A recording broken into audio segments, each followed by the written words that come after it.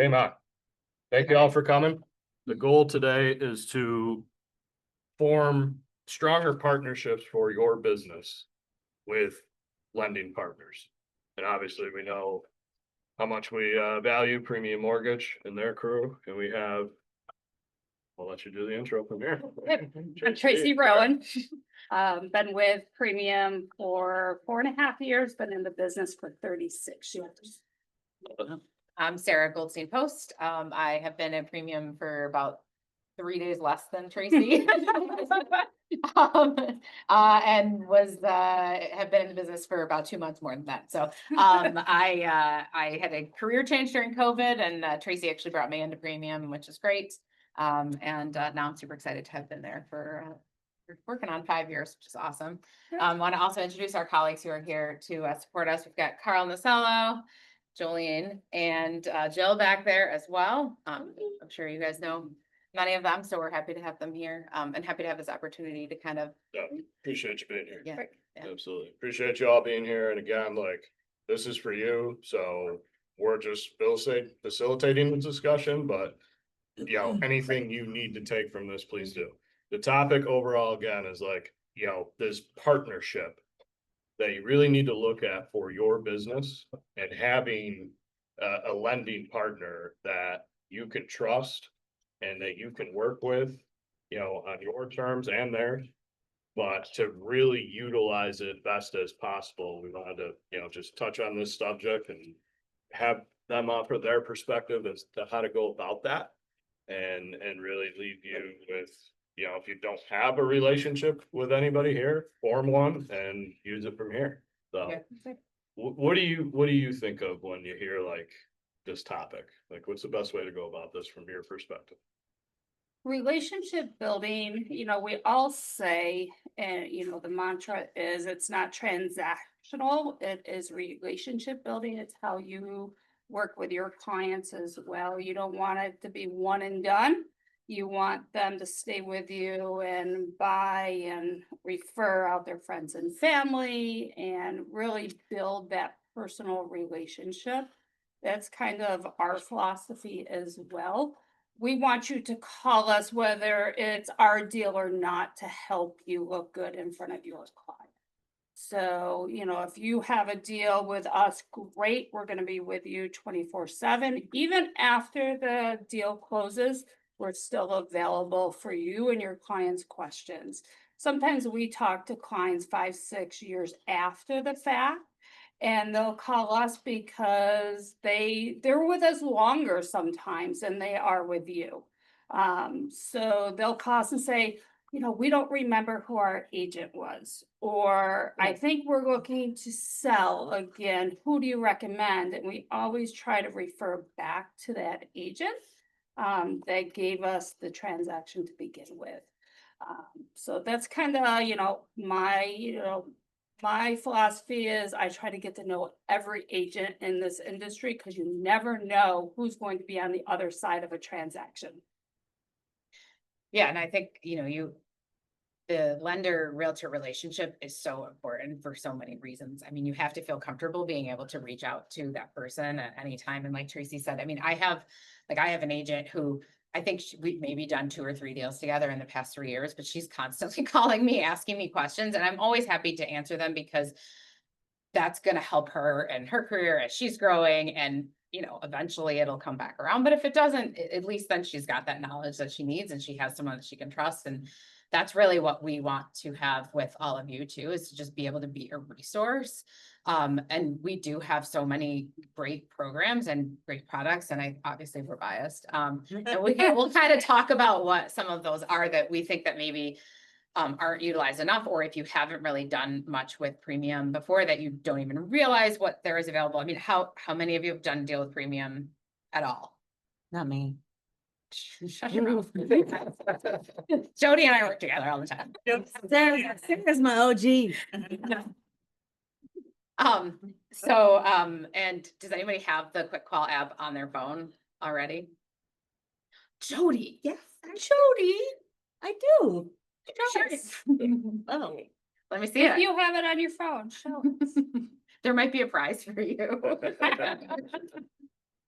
Is it on their phone and do they know how to get to it? Yeah, right. That's a two-part. Well, so to chime in, one of the things I'm hearing so far is the common theme of how all of us are wanting to run our business as agents. And it all spills over with the same intent and, the communication aspect and, being available, doing the right thing and all that, all that obvious stuff. Lottery ticket, there you A go. lot of things. Yeah. Those that are listening to this recording, it could have been here in lotto tickets. Next time. But, it's finding a partner that treats the business the same way that you do is important. And I'm biased as well, and ultimately that's why they're one of our preferred partners, right? For the brokerage overall, but they do it the right way. I'm obviously not gonna name names, but not every lender treats the business the same. Okay, so just make sure you have that lens on when you're, looking at who to choose as a primary partner. Or a couple of them, right? Right. But just make sure that you're treating this the right way. I'm gonna put you on the spot. You may Sure, not like do. what I have to say right now. Absolutely. Let's hear it. Okay. But like one of the things I coach and train on is the concept of an organization chart for your business.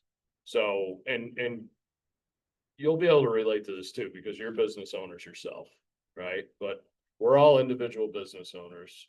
We're the CEO of our company, right? And yeah, you may not be in a position where you're building a team and hiring people, and that doesn't matter for this topic, but the organization chart that you have have solidified and an efficiency to it and treat that like an employer to employee relationship. That's the part you're probably not gonna like, but just the mindset, not saying that's what it is, but the mindset for you as an agent business owner to have that CEO mentality where I need a lender to do business like that, a lender and an attorney, probably the most obvious examples of what you need to have as a partnership. Yep. And my point is just to make sure that you're treating it as that, employer to employee type of relationship for your business. I'm not saying, anything that implies a level of disrespect, obviously, or you work for me, right? Like, do what I say. We but- do, but we but- do. I mean, our goal is to, I mean, we all have the same goal, right? The goal is to get the clients closed. But our goal is to make your job as easy as we can by doing as much of that without you having to get involved. So like there are things that clients will ask you that you shouldn't need to answer, that you should be able to say, that's a great question for you to ask Tracy or for you to ask Sarah. That's not, I can give you kind of my own personal experience, but what you really need to do is talk to the professional, like same as you would say, that's an attorney question. Then that's our goal, is to make things as easy as possible. For Well, you. and I'd love hearing that, right? Because you all have the same goal. Right. Right, is to help, in this case, buyers, right? Transact, get the home they want, they're the funding element, they're the money element of that happening, right? You're the conduit to it all. So it's, just setting the stage that how important this concept is, and that's why we wanted to bring, a preferred partnership that we already have to you to establish that, and then we'll spend the time here, like just how to go about this effectively. And they've prepared some great topics. Well, I think, a couple aspects is Premium's philosophy is we have two types of clients. We have an internal client, which is you guys. You are our partners in crime. Crime's probably not a good financial term, but you get where I was going with that. We call it a strategic Strategic partner, yes. You are our internal client and we share an external client, being the client that's looking to purchase and or sell. That has always been Mike Donahue's philosophy at Premium, that without you guys, we couldn't do as much as we do as well. Secondary is there's two type of agents out there. There's the agents that want to know more information and other agents that want to just hand it off to their preferred lender and you run with it. how we do it is based on what you want. Sometimes you'll get a question from a client and you don't know the answer, and you probably shouldn't need to know the answer because it falls within our realm. But you want to learn and broaden your relationship with your client. You want to be able to maybe help the next client. So we've had agents that say, we want to be included on all the questions so we can learn as well. Other agents, they're like, you go talk to Tracy and Sarah. We don't want to get involved in that. We're going to go out and sell the next house. Let me know if you need me. And that's okay. You just have to determine how you want to run your business as your CEO. And let us kind of know how we can help support that.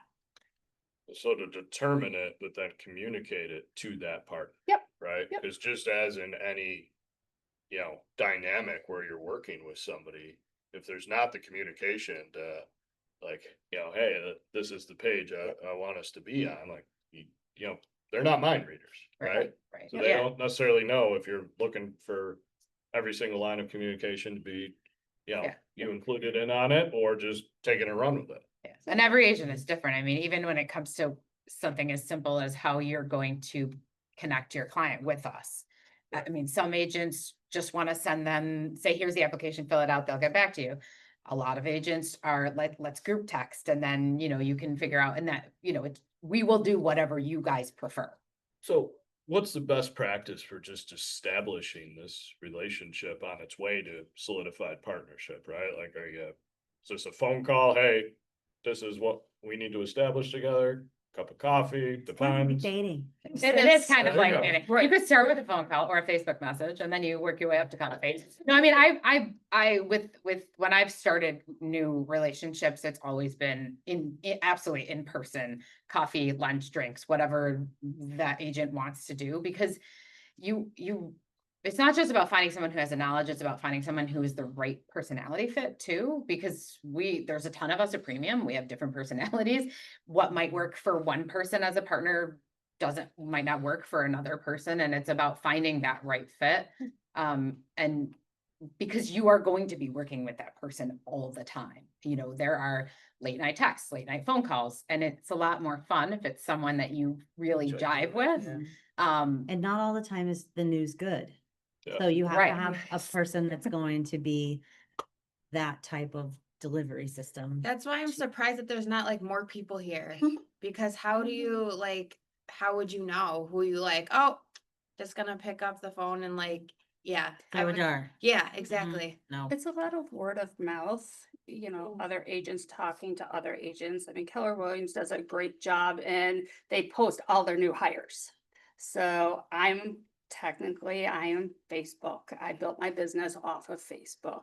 And reaching out and saying it's the listing agent on a deal that you have. What a great opportunity that we have if we're already under contract with someone. And now that the listing agent can see firsthand how well we communicate, how well we do, did we hit all of our dates? That's important because now you have got the experience behind that to make that hard call of, hey, can we go into coffee? And if they had a great experience with you, it's an easier conversation to have. And sometimes, just give us one deal. You don't have to give us it all. You don't have to completely jump on board. I actually like when I am a secondary lender to somebody else.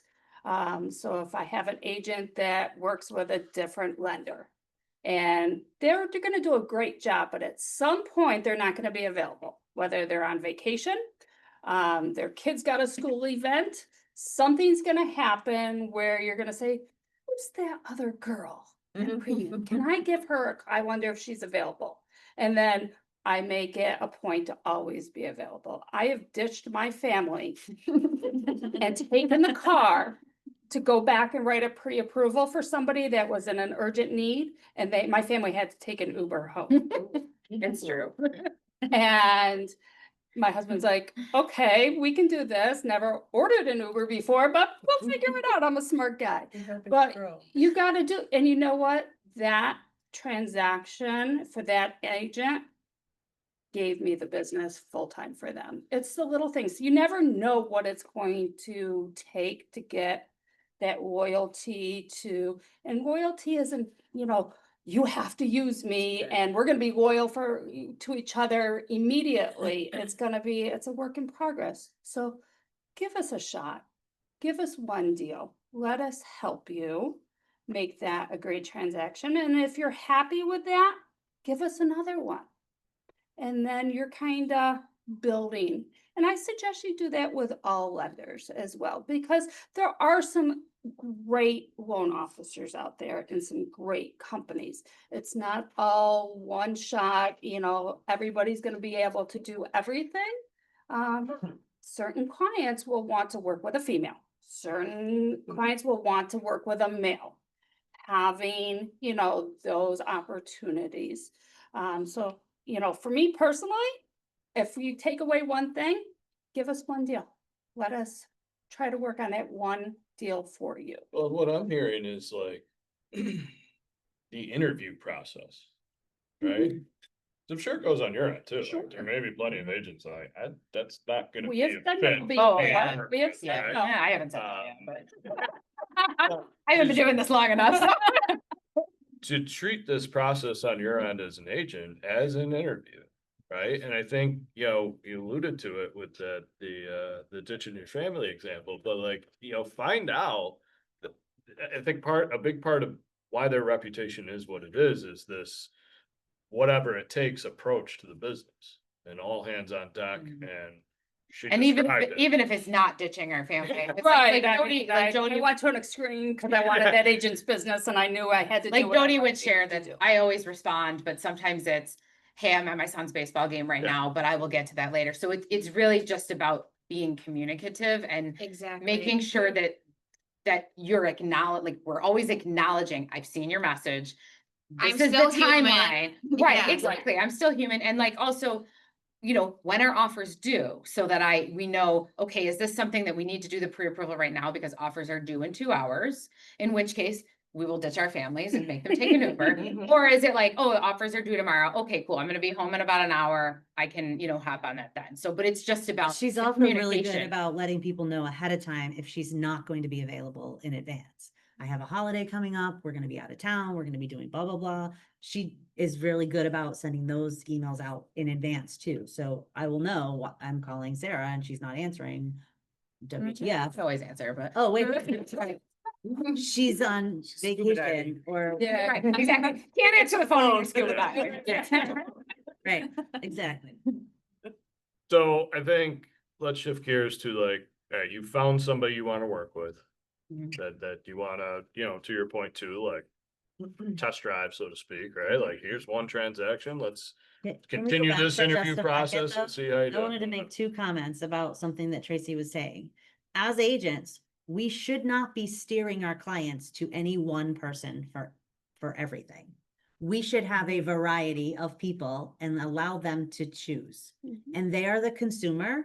And just like they are going to be price checking their milk or their eggs or their gas, they should be price checking and customer service checking with everybody that they meet and talk to as well. So if we're giving them a variety of people, then they can make an educated guess and if they're, or, like decision about who they're going to use. And then at the end of the day, if it doesn't work out for them, they can't blame you because they made the decision, right? So that's the first thing. And then the second thing too, is that we may know the answers because we have really awesome LOs that are teaching us as we go along, but I don't want to be the person giving the answer to my client.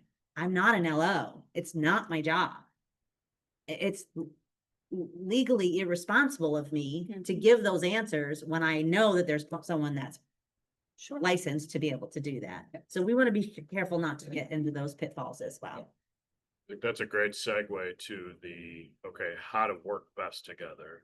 And that topic of like, what should we be talking about as agents and what should we not be talking about? And this is what you're doing to fill that, topic on the lending side. Yeah. But definitely not be Yep. talking about rates. Right. That is for sure the one thing that you should not be talking about, other than, we're always very clear, the rate that is in your pre-approval is the rate as of the day your pre-approval was done, or maybe when we last updated it. And that, yes, rates could have changed, and we can check in with the LO to see if that rate has changed between now and that, but other than that, don't talk about rates.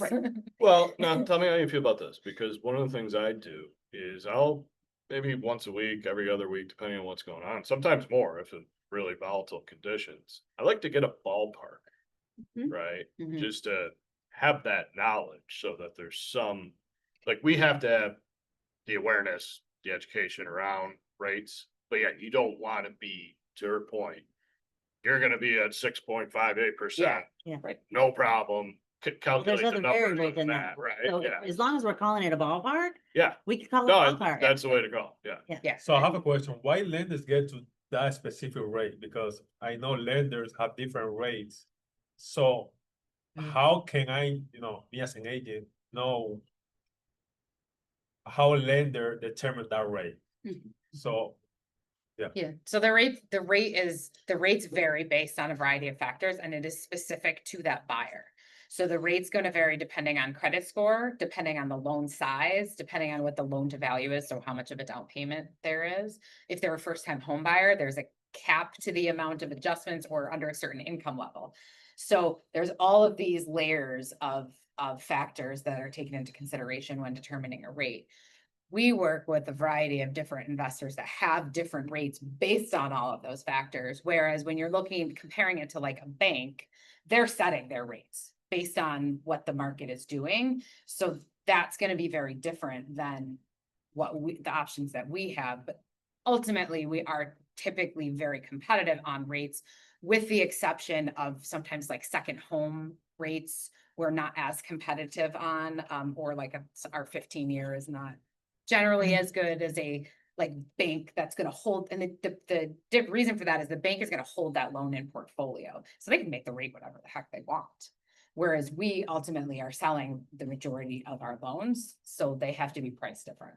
okay, so you guys are, this is probably a weird question that I have, but so I have That's to okay. ask them. No weird Mhm. questions. You guys are lenders or you are brokerage brokers? So we are what's called a mortgage banker. So we are not a broker, but we're not Okay. a bank. So we're very similar to what a bank is in that we do mortgages like a bank, but we just do mortgages. We don't do Any depository. any depository accounts. So there's three. There's a bank that has all of the different products that a bank would have: a checking, savings, CD, car loans, mortgage loans, okay? Then there's mortgage bankers such as us. We close in our own name. We use our own funds to close, and sometimes we'll hold the loan in our servicing and we'll service the loan for us. Then there's a mortgage broker. A broker is a middleman between the bank and your client. They are just the person that's gonna shuffle pages back and forth and kind of make sure everything gets to where it needs to be. They can't quote an interest rate. So if you have a client that's working with a broker and they want to know what the rate is, they have to call their bank to get the rate to then relay it back. And for that service, they're gonna charge a broker fee for that. That's what I'm. And that's a lot of money to have a middleman in between. Can you give an example of a mortgage broker, like a name? Like a CMG Home Loans is a, Upstate Premier is a broker. There's know, a big one out of Buffalo, Crosstown, House capital. House yeah. Capital. Who's that other one? It starts with a P, Chuck Bucciarelli's team. Okay. I feel like there's not a ton of them left. Not, yeah, with the mortgage meltdown of 2008, a lot of them Went away. went away. Okay, well, I'm just looking to avoid, so. Yeah. yeah. I wanted to see if I knew any of those. They're names. not I real don't know. mainstream, Yeah. they're not considered like local lenders that are very, very recognized. Right, yeah. You see some in the internet too. So Best Mortgage is BJ's mortgage company. So they will shop that client to at least 50 other lenders, generally out of New York State. But they are the service that BJ offers their membership. Okay, that's kind of crazy. They're also selling their Yeah, they are. Which according to the new law that's going into place, a lot of that will go away of selling of information from the credit bureaus as well. Well, correct me if I'm wrong, but I think the perspective on this topic of bank to mortgage banker to broker, you guys got a healthy, like, middle ground where it's, you're not just secluded to one bank and that's all we can do. Right, Correct. And you're also not just a middleman that's, right. you know, getting. Yeah, I mean, the getting one, compensated the for one finding investment. product that we don't have that a lot of the banks would have is that home buyer's dream grant. So because we're not a bank, Yep. we don't have that. Fair. Right. Yeah, that you need to be a federally insured bank to have that. So your credit unions will have that, the banks will have that. And you know, when the money's there, we just sit back and we know there's clients that are gonna need that money. So, and there's not anything we can do. We personally have relationships with other lenders in those Mhm. banks where if we have a client that needs some of that first time home buyer grant Yeah. stuff that we can't do, we refer it out to our referral partners at another bank to help. You know, we're all in this to do a great job and play nice in the sandbar, just like agents are as well. You know, you have relationships with other agents that aren't with Keller Williams, but you never know when you're going to be across the aisle and have to, you know, will you accept my offer? You know, oh, I will because I really like you. And the last deal we did together was great and you were very communicative. I'm gonna see what I can do to help us work together.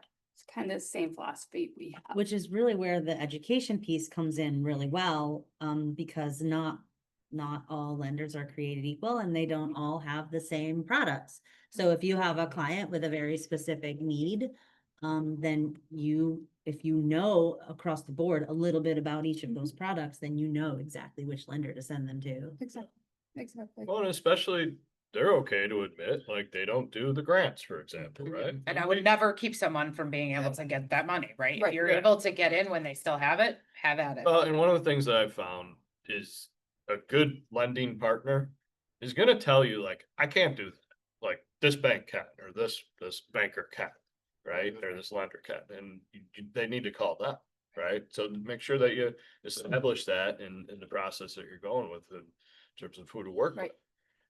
Go ahead. Just to piggyback off that, we do have our second opinion program, which if you have a client, they've been pre-approved for another lender, and maybe you don't know that lender, and that's okay. We have our second opinion where we will look at their cost estimate. We will look at their pre-qualification, one, to see if we can beat it. We want to remain as the number one lender in town. So to do that, we need to know what our competitors are offering from a rate and closing cost standpoint. So sharing that, we give the client $100 gift card just for giving us the opportunity. And if it's a great deal and they're getting a stand-up deal and that rate, if it's great and we can't touch it, we tell the client, lock that in now. That is amazing. Don't shop anymore, just do it. Otherwise, we're gonna say, do you know? It's about the education to the client. What we don't ever want to get into is a 2008 scenario again, where it's a mortgage meltdown, where you're tricking clients into certain products and opportunities that they don't fully understand. We have to self-police our own industry. From that, there was a lot of learning happening. I am on the board of directors for the Mortgage Bankers Association. It is my ethical duty to make sure that I hold my peers and my other people in the mortgage industry to a standard that I would hold for myself. And when I don't see it, I have no problem calling up someone and saying, what are you doing? You know better than this. And you know, you do it, you kind of have NAR and GRAR for the agent side of it. Mortgage bankers really don't have that, so we have to self-police. That's good. I have a question. So how you guys do you guys offer discount points to buyers at closing, or that's not? Discount points. Like credits, Buys like or buying down the rate, you mean? I mean, not buy down for a seller. In this case, discount points that you can pay 1% of the, you can give 1% of the loan to the lender, and you get a 0.5% discount, Oh, like off the rate. of the rate. Yeah. So we do offer the opportunity to, there's always opportunity to pay discount points to lower the rate. And honestly, a lot of times when we see pre-approvals from other lenders, they are including that in there, maybe without telling the client specifically that that's in there. So we do see that a lot. We offer that opportunity, but we also will help the client to weigh the cost benefit to that, because a lot of times it doesn't really make sense to buy down the rate, because like I had a client the other day, she wanted to know how much it would cost to buy down the rate. And it was only 1/8 of a point. But it was going to save her $20 a month. It was going to take her almost 5 years to recoup that cost, and it's just not worth it. So we will help the client figure out if it makes it worth it. Because a lot of times people are like, oh, I just want a lower rate. But when they look at what the cost to buy that down is versus how much they're saving per month, it's not worth it, So- especially if they're going to refinance in Yeah. the next couple of years. But how it works, 1% of the loan amount you have to pay on a closing, and then you get. So it varies, the It varies. amount varies. So Okay. it's all based on the pricing of the rates. Yeah. And you could pay 1 point and it might get you a 1/4 point off the rate, or it could be a 1/2 point off the rate. It just depends on. Different investors, yeah, different ways, different- we can look at a number of different investors to price that loan out, and 6.5% with one might cost you no point. 6.5% with a different investor might cost you 1/8 of a point to get that same rate. So there's no rhyme or reason. So when we price it out, we always try to do a 0 point loan and then give options to lower it down. We want to educate the client, not just say, oh, 5% interest rate. And they're like, wow, so-and-so's giving me 5%. You can't beat that because you quoted me 6.5. Well, with that 5% interest rate is probably going to have 4 or 5 points, thousands and thousands of dollars. And we have this thing in New York State. We go back to that 2008 mortgage meltdown, that subprime. Every loan in New York State, we have to pass a subprime test. And if you are overcharging, New York is a high closing cost state compared to other states. So when we run it through, we can't charge so much in closing cost of points, because our APR is now going to affect a tolerance level that we're allowed to do. And if we fail that, we can't close the loan. It's an unsellable loan. So we have to balance what's doing. So sometimes the brokers will go and lowball that rate just to get the client, not explaining to them why their rate is so low compared to everybody else until it's too late. Yeah, and in the case the buyer, he's willing to pay off the mortgage sooner, Mhm. let's say in 5 years, Mhm. maybe less. Do you guys have like a penalization There's no prepayment penalties, or so you can prepayment pay it off. Yep. How about the let's say you have an FHA or a conversion of 5%, and the next month you want to pay the 20% to get off the PMI. Those On FHA, it's there for life. Oh, no, Until conventional, anything conventional. happens, either they pay it off or they refinance it. So conventional, you can get to 20% and get rid of the PMI. even if it's a month later or Mhm, closing. Yep, Okay. yep, yeah, That's great. so. I'm gonna say something. If any of this is, coming across as Greek, it's okay. Okay? Because we just got in the weeds there a little. Yeah, a little bit. Okay, now here's the thing, like if you valued that conversation and you want to be able to take that into conversation yourself with clients, great. Be very careful with how you go about this, okay? A tactic to really implement with your business with every opportunity that you have, no matter what, is to really take advantage of the what's the match or comparison, what did you? Oh, second opinion. The second Second opinion, opinion. that's what I was looking for, okay? Take advantage of that, because understand the consumer perspective, right? Like consumers want to shop for the best possible deal. So, They're also shopping for customer service. of course, So that first pre-approval they might have just gotten an email and said, here you go, bye, have a great life. Whereas Mhm. they call Sarah and she's gonna talk to them for 20 or 30 minutes and educate them about why it is the way that it is. They may like that. So promote that element, right? If you are starting to work with somebody and they already have a pre-approval, hey, have you shopped at all for, to make sure that this is the best deal for you? And if they haven't, here's $100 gift card, one, Right. and like verification that it is good or some Right. other things to think about. And I'm just gonna, they're here for a reason, in this room, in this building in general, as often as they are, and just who they are in the industry. And a big part of that reason is like, they're doing things the right way. They're not here to just win a deal and have somebody be, feeling it after the fact, right? So to their point, like, they're gonna tell you like, no, lock that in. That's great. But more so is the ability for them to take what's already been, given to the client as an opinion for their lending, right? And to take it and be like, did they talk to you about this? Do you understand that? And here's what you need to understand. Here's the implication. Here's an alternative, or here's how we do it, right? Like, it's just gonna be a more full, experience to their benefit.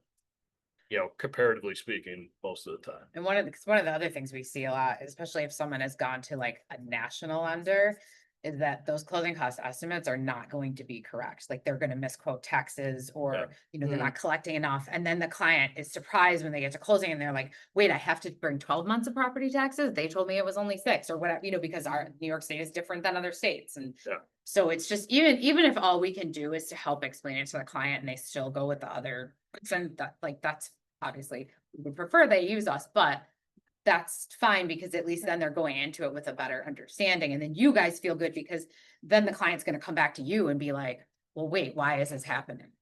Well, and I'm gonna go out on a limb here, but I'm guessing that, your leadership is directing you to not just take things and throw it at the wall and hope that it sticks. And more so, like, if you're issuing a pre-approval, it's because it's closing. Yeah. It's solid. Yeah. And that involves an intensive, process with that client to make sure that they're in that position, Right. to perform, right? And the mindset and the financial position to be able to perform. And also, all the details are in order that are favorable for them. Yeah. So just Yeah, keep that in mind. We're gonna vet everything. I mean, Jody will tell you, we've had clients that she sent to me after they had a pre-approval with someone else, and I've been like, I have no idea why they pre-approved them for Yeah. this, but this is not, they're Number not. one question you'll get when you offer the second look is, will it affect my credit? It will not, as long as it's within the same 30-day period, it only affects your credit once. Number two is, am I obligated to use them if I get the second opinion? And that answer is No. no. Nope. We use that as tactic, Right. like that second opinion needs to be tactical for your business. It's a huge value add for the client. Yeah. And what do they have to lose? Cause they're shopping around. It doesn't hurt them. And actually they're gaining $100. Right. And you And- guys are gonna point them into the direction of what they need, like, Product wise. yeah. Yeah. Because you can't just say, oh, here's a conventional product, you're good to go. Right now, the market has shifted. I think we all have felt that. Right now, an FHA mortgage has a 5 in the interest rate, 5.99. That's almost crazy. We've been there a couple times, but the market hasn't really allowed for an FHA mortgage. Now we're seeing houses sit on the market just a little bit longer. Now we're looking at all programs, whether it be USDA, VA, FHA. Sometimes FHA is the better financial package for the client. We don't just say, here's this one, this is your maximum. We're gonna say, or you can go FHA, they have an expanded ratio. So now your buying power went up a little bit. Look at that interest rate compared.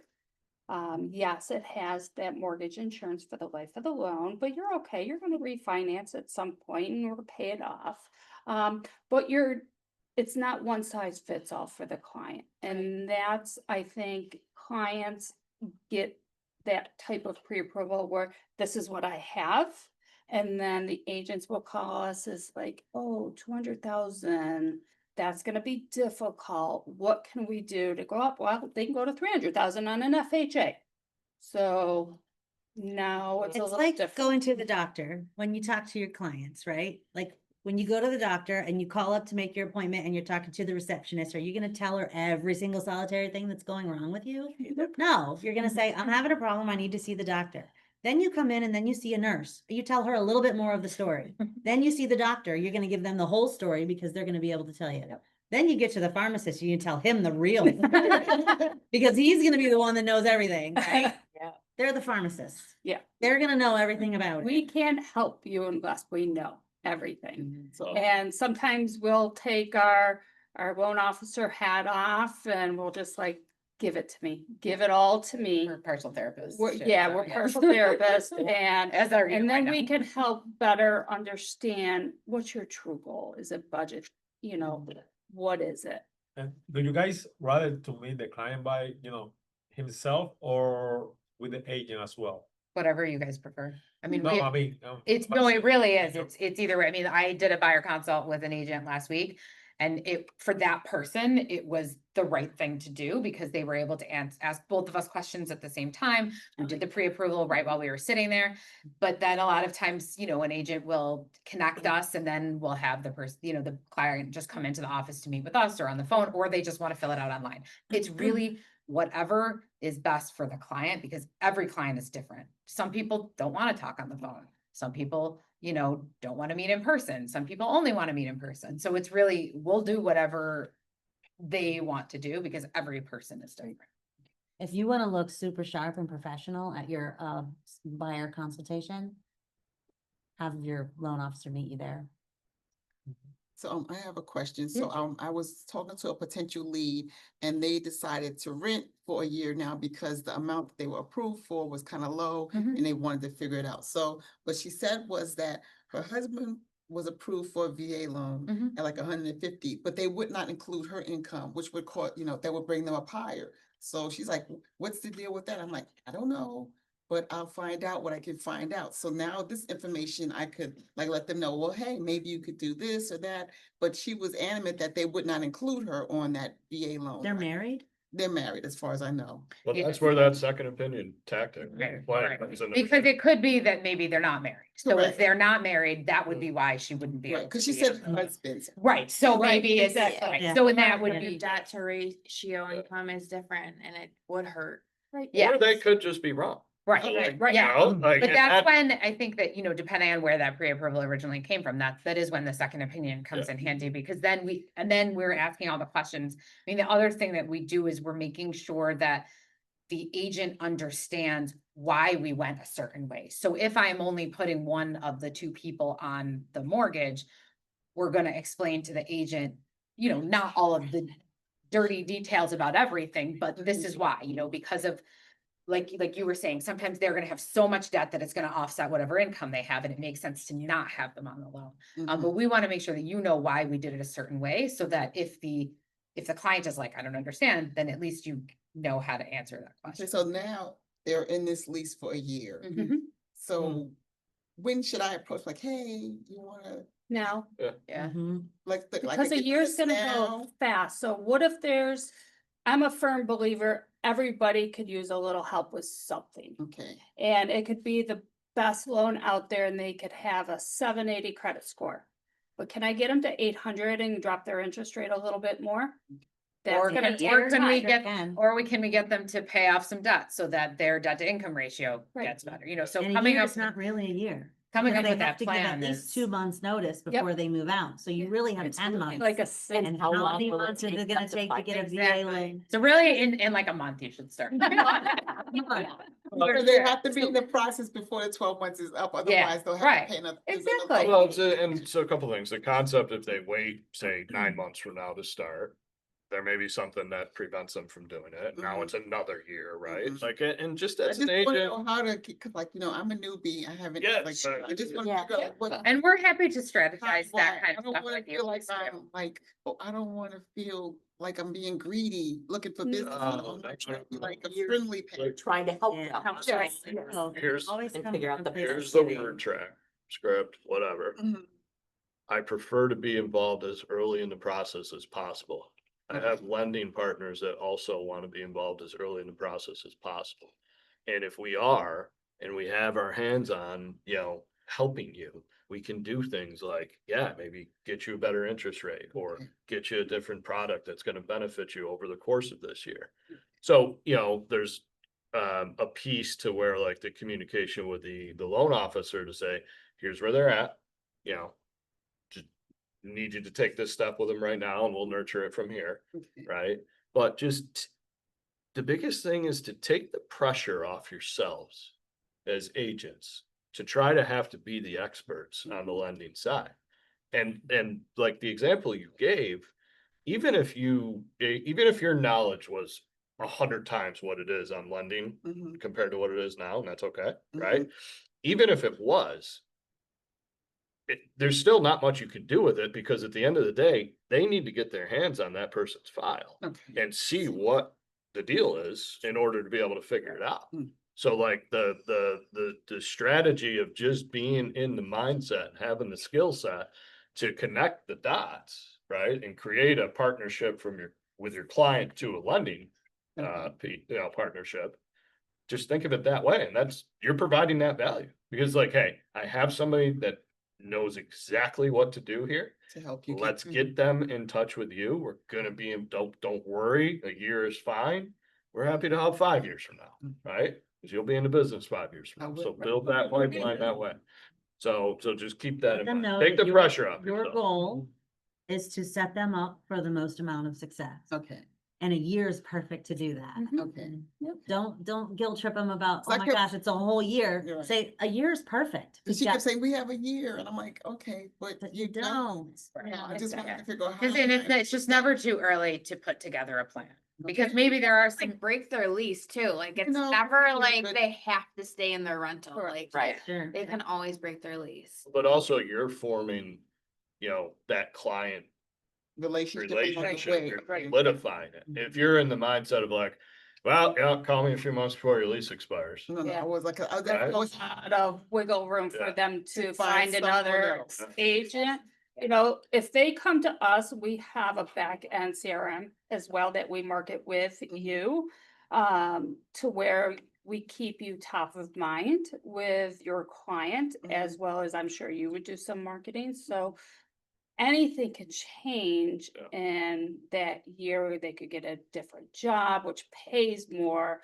They could have gone to the casino and got Yep. some money there, and all of a sudden now their financial picture looks a little different too. So keeping you front and center with that client as Mhm. early as we can is how we can help you in the back end as well. I have 3 more questions. Okay, so the first question is, so you guys do like, how you call it, soft pull when you Hard pull. We do a hard pull. you do a hard pull. Yep. You never do a soft pull. We can do a soft pull on a case by case basis where a client is just adamant, doesn't want to. So here's a good educational piece on the difference between a soft pull and a hard pull. The soft pull pulls from one credit repository.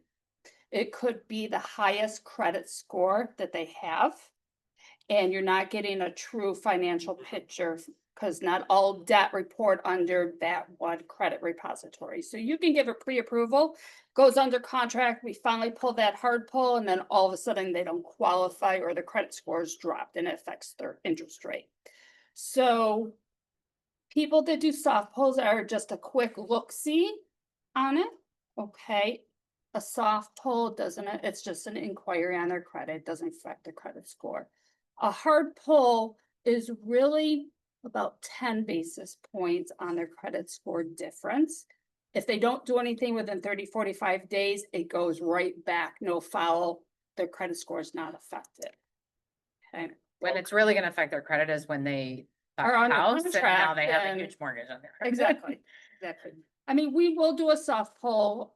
It's very open-ended and it's a very gray area for us Because and, we can't run our underwriting system unless we have a hard pull. right, So we don't we- like surprises. We're not gonna, I mean, I won't issue a pre-approval without a hard pull. Where we have utilized soft pulls, if someone is working on their credit and they want to check to see if it has improved to what Credit Karma is telling them it has improved to, we will do a soft pull Softball, then. just to see if we can Just to see check the behind the left. scenes, if Yeah. it makes sense to then do another hard pull. Yep. Okay, and so me as a new agent, how we, I got some leads, Mhm. especially for the listing side. Mhm. And how can I build a relationship with the lender, in this case, you guys, to finance, advertising for a listing and stuff like that, because I'm financing everything by myself. Yep. And it's a lot. Yep. And so, yeah, how can I build that relationship? Yep, With, so we're not gonna pay everything for you, Question. Huh? but Okay, because we have laws with our licensing too for marketing. And so we'll partner with you and do 50%. We'll do open houses, brokers opens with you. We will do flyers and marketing behind the scenes. We will do social media marketing with you as well. It's a shared cost, the marketing and if you have ever posted on social media and boosted that ad, the amount of clicks and exposure that would benefit you is a lot more than doing a postcard mailer. I mean, if you still want to target a certain target audience or a neighborhood and we want to do mass marketing, postcards or whatever, we will do that with you as well. But the first step is to establish that relationship with the loan officer. Correct. okay. Yeah. Yeah, don't just call a loan officer for And the ask first for time money. and say, hey, I want you to. No, right. Some might Show still mo- do it. Some might still, however, but you should probably like try to work on one deal together first. Yeah, that's where I'll say, And- hey. give me And, that and one the deal. last one is, I got this, I knew this from a long time ago, that dealership, and lenders kind of works the same. I don't know if this is the case, that the highest interest rate a client gets in a dealership, the best commission the dealership gets. Is that the case You're for talking lenders car too? dealerships? Yeah. Yeah, car- yeah. I- The financing. The Yeah, rate has so that's nothing why, to do that's with why, it. that's why lenders doesn't specifically has to give the best interest rate to client, because they get the low, all get better commission. Is that the case? Yeah. And how, in this case, lender as yourself get commission Mhm. from the loan? Mhm. So how is, I said 1% of the loan? Uh-huh. So We have- how that works? I just want to know. Yep, because- we have a set commission percentage, just like you guys Yeah. have percentage on what you sell or your buyer sells. We get the same thing. It's based off of a loan amount. So we're based off the loan amount, not the purchase price. So Right. you The might loan. sell a house for 400,000, but if they're putting $300,000 down, We get paid we on get paid on 100,000. 100,000. Yeah. On our And it's percentage. it's obviously a smaller percentage than what you get on a Okay, purchase. Right, so, okay. yeah. But that's the only factor. So if you It's don't have nothing to do give with rate. the rate, Nope. okay, Nope. sounds great. No, yeah. doesn't matter what the rate is, which is why, I mean, our goal is to get the client the best rate. We want them to, be happy. We're not gonna. Right. And just a reminder that commissions are not set or standard. Yeah, that's great. All negotiable. Only for us, not for you. That's a So good we can question. Pay out somebody. I have a question. Yeah. Are you guys seeing more bridge loans? We get a lot of questions on bridge loans. What I've seen a lot of lately, instead of a bridge loan, is people doing what's called a recast of their mortgage. So when they're buying and selling at the same time, instead of doing a bridge loan where there's a fee, there's a 2.5% fee, at least for our bridge loans, 2.5% fee, plus it's a pretty high interest rate on that bridge loan. People will instead take out a larger mortgage initially, and then once they sell their other home, they'll take those proceeds, and put it towards the principal of the mortgage and do what's called a recast, where the mortgage payment gets recalculated based on the new principal. So the rate stays the same as it was when they originally closed, but then and they can do that if we retain servicing on the loan. They can do that right away. I've actually had 3 clients do it in the last couple months, just because it seems like all of a sudden everyone's buying and selling at the same time. So and most people who could qualify for a bridge loan can also qualify to keep. Well, Right. obviously, you'd have to be able to qualify to keep both mortgages at the same time. Right. And that seems to be a better cost option than doing the bridge loan, but we definitely do offer that product as well. And they need to know that they want to do that before they start the process.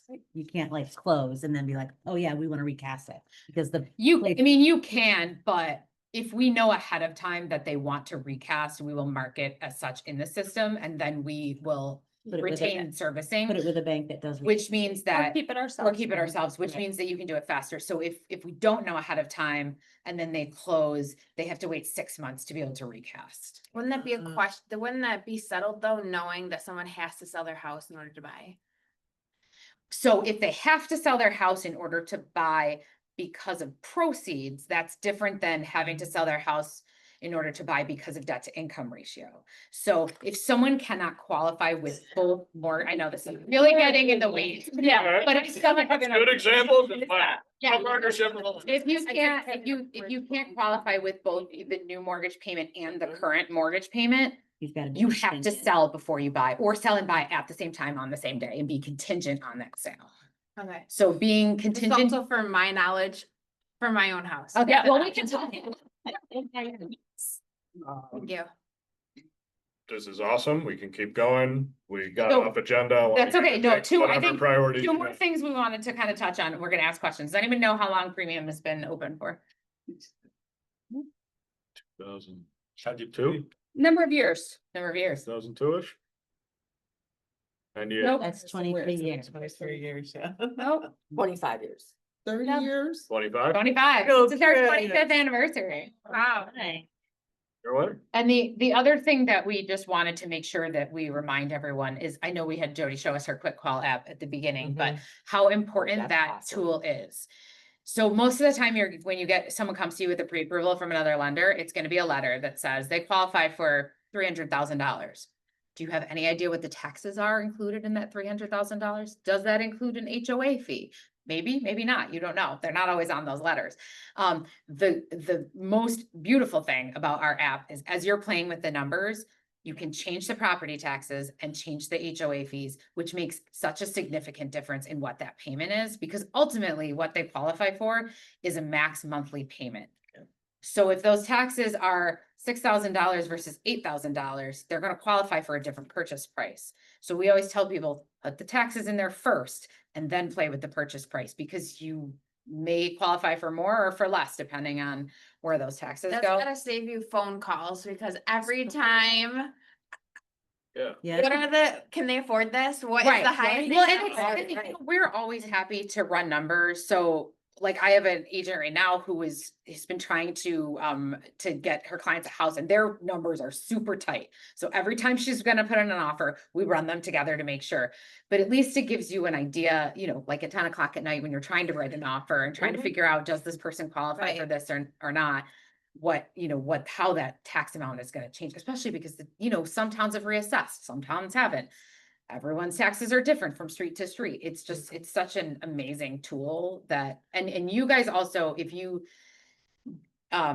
want, we do offer, and I forgot to, of course, bring that QR code, but That's if okay. you don't already have a digital business card with premium, we offer them. You can link them with your financing partner and premium. And one of the greatest tools on there is also just a separate calculator where you can run numbers on whatever. So even if you have clients that aren't with premium, you can hop into that calculator and kind of plug in some numbers, and all that. So that's a great tool. And those digital business cards are customizable. So once you have one, you can add like a link to your Spotify playlist or a link to County website. county websites for taxes or whatever you Cool. want to share with your clients. You can customize that whole business card to add whatever links you want on there also. So here's the. The bill The bill schedule, yeah. schedule, right, Yeah, absolutely. well, Or whoever your favorite team is. here's the epiphany I just had on that topic with the quick qual app is it's been around, how long? It's I been don't know. around long enough to where I think like. Not my first kid, my second kid. So less than 9 years. So been around, and like my perspective is it's almost something that we take for granted and don't utilize efficiently enough. And it hits all factors, like, yes, they're in a position to work more efficiently. You're definitely in a position to work more efficiently, because now you have real-time answers versus it's Sunday night and I need to get a hold of the loan officer Right. and they're not answering and you're handcuffed. You won't be in this position by using that app. And your that's client huge. also has that Yeah. information, Yes. so. Client has I it mean, too. if they're savvy, I mean, Right, they can exactly. play with it. You're just like, well, I was just Yeah. thinking about. We get an client. email every single time someone logs into their. Really? calls. Okay. On the No, we client. do play with them. Okay, that's- On the client end, think of the experience of working through this process, right? You may Yeah. be sitting down in person, you may have gotten a phone call, an email, whatever, and it's just like the dump of information Mhm. in regards to, everything financial in your life moving forward, right? And in that one moment, like, you either retain it all or you don't, and now you're responsible for making that reconnection, or hop on the app and play around with it and play around with different price ranges and different taxes and Mhm. okay, we can do up to this with this taxes and not up to this because it's telling us we're not qualified. Right. Or look it's at my telling us bills like and we're they exceeding what send we it to want. me because they know that they Right. can't afford it with what they want. Right, right. That's a huge thing that you need to take advantage of. And again, my perspective, just using it for 9 years now, is like, kind of took it for granted of how important it is. So I've really used utilize the it. idea of the app. I've used that to get people to do second opinion. Yeah. Like Well- not even the $100 gift card is that tempting for people, but when I tell them about how awesome the app is, they're like, oh, okay, listen. Yeah, be let's try it." tactical. Do you Yeah. wanna be responsible for having to get a hold of your loan officer that you're working with now? Or do you like, yes, we'll have probably better communication if that's a thing. And you have access to this app that is gonna tell you what they're gonna tell you once you do make that connection. And you can toggle Huge between benefit. monthly payment and what their closing Closing costs are. It's like this would be good for the person that I was, okay, Mhm. I need Yeah. that. And if they Yeah. put And it- we also It's can put awesome. multiple options in there. So like Tracy was saying, sometimes, we'll do a conventional pre-approval, but maybe FHA is really gonna be better than them for them. We can put two different options in that calculator so that they can go back and forth between them and compare payment amounts. Like we had the one with the VA and the FHA, and we were trying to, or VA and conventional, and trying to figure out like with the same amount, what that payment is gonna be. So is it worth it to maybe pay a little bit more with conventional if you think it's gonna be more competitive, or, to go with the FHA? And you guys, can you guys offer a assumable mortgage as well? Mhm. For FHA, VA? FHA and VA are assumable only. Conventional is not an Like, assumable. Your conversion is not. Correct, yep. You still have to credit qualify with both, meaning if your seller has an FHA mortgage at 2% and a new buyer wants to assume that mortgage at 2%, they still have to go to the bank and credit qualify to show they can still afford that mortgage. Okay. Okay, and then the assumability happens. Just keep in mind, they're assuming their existing mortgage. It's highly unlikely. So they have to agree, this case, you have to agree.